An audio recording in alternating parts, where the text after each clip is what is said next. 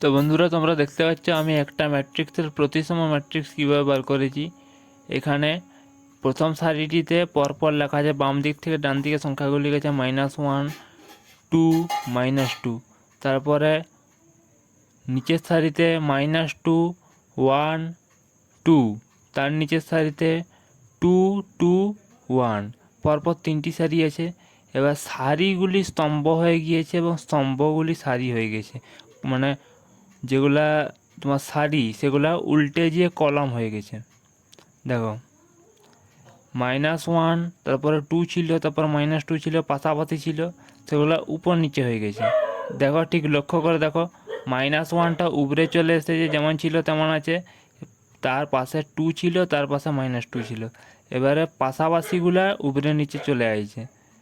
উপরে -1 ছিল, তার নিচে যেহেতু পাশে 2 আছে তার নিচে 2 হবে, তার পাশে যেহেতু -2 আছে সেহেতু তার নিচে -2 হবে।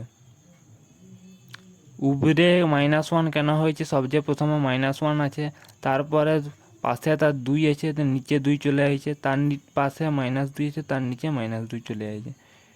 তারপরের সারিটির ক্ষেত্রেও তাই হয়েছে, পাশাপাশিগুলো উপর নিচে চলে আসছে। তার পরের সারিটির ক্ষেত্রেও তাই হয়েছে, পাশাপাশিগুলো উপর নিচে চলে আসছে।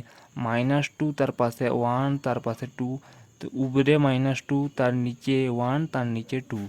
এভাবে উপরে 2, তার পাশে ছিল 2, তার নিচে চলে আসছে 2, 2 এর পাশে ছিল 1, 2 এর নিচে চলে আসছে 1। এইভাবে তোমরা একটি ম্যাট্রিক্সের পরিবর্তন ম্যাট্রিক্স নির্ণয় করতে পারো।